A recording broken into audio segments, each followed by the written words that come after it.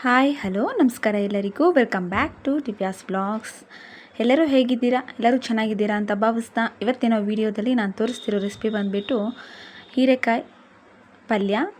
ಇದು ತಿಳಿಯೋಕ್ಕಿಂತ ಮೊದಲು ಇನ್ನು ನನ್ನ ಚಾನಲ್ಗೆ ಇನ್ನೂ ಯಾರು ಸಬ್ಸ್ಕ್ರೈಬ್ ಮಾಡಿಲ್ಲ ಪ್ಲೀಸ್ ಸಬ್ಸ್ಕ್ರೈಬ್ ಮಾಡ್ಕೊಳ್ಳಿ ಅಂತ ಹೇಳ್ತಾ ಈಗ ರೆಸಿಪಿನ ಸ್ಟಾರ್ಟ್ ಮಾಡೋಣ ಬನ್ನಿ.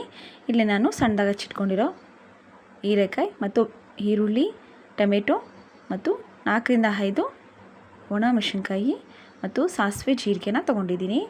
ಸ್ಟವ್ ಆನ್ ಮಾಡಿಕೊಂಡು ಒಂದು ಕುಕ್ಕರ್ ಇಟ್ಕೊಂಡಿದ್ದೀನಿ. ಅದಕ್ಕೆ 4 ರಿಂದ 5 ಟೇಬಲ್ ಸ್ಪೂನಷ್ಟು ಆಯಿಲ್ ಹಾಕಿ ಒಣಮೆಣಸಿನ್ಕಾಯಿ ಮತ್ತು ಸಾಸಿವೆ ಜೀರಿಗೆ ಹಾಕ್ಕೊಂಡು ಸಣ್ಣದಾಗಿ ಹಚ್ಚಿಟ್ಕೊಂಡಿರೋ ಈರುಳ್ಳಿಯನ್ನು ಹಾಕ್ಕೊಂಡು ಎಲ್ಲವೂ ನೀಟಾಗಿ ಗೋಲ್ಡನ್ ಕಲರ್ ಬರೋವರೆಗೂ ಚೆನ್ನಾಗಿ ಮಿಕ್ಸ್ ಮಾಡ್ತಾ ಫ್ರೈ ಮಾಡ್ಕೋಬೇಕು. ಈರುಳ್ಳಿ ಎಲ್ಲ ಚೆನ್ನಾಗಿ ಮಗ್ಗೋವರೆಗೂ ನಾವು ಇದನ್ನು ಮಿಕ್ಸ್ ಮಾಡ್ತಾ ಫ್ರೈ ಮಾಡಿಕೊಂಡ್ರೆ ಸಾಕು. ನಂತರ ನಾನಿಲ್ಲಿ ಸಣ್ಣದಾಗಿ ಹಚ್ಚಿಟ್ಕೊಂಡಿರೋ ಹೀರೆಕಾಯಿನ ಈಗ ಹಾಕ್ತಾಯಿದ್ದೀನಿ.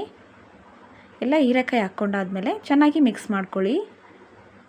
ನೀಟಾಗಿ ಮಿಕ್ಸ್ ಮಾಡ್ಕೊಂಡಿದ್ದ ನಂತರ ಇದನ್ನು ಒಂದು 5 ನಿಮಿಷದವರೆಗೂ ಬಿಟ್ಟರೆ ಸಾಕು.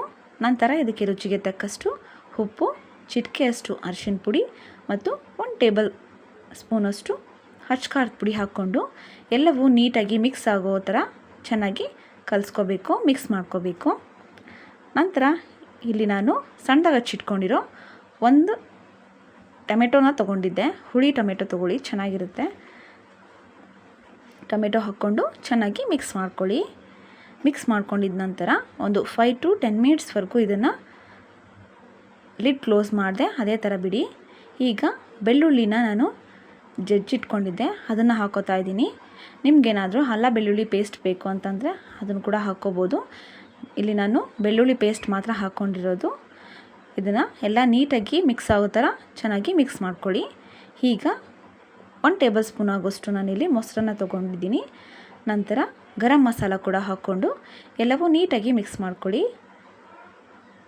ಮೊಸರು ಹಾಕೋದ್ರಿಂದ ತುಂಬಾ ಚೆನ್ನಾಗಿ ಟೇಸ್ಟ್ ಬರುತ್ತೆ.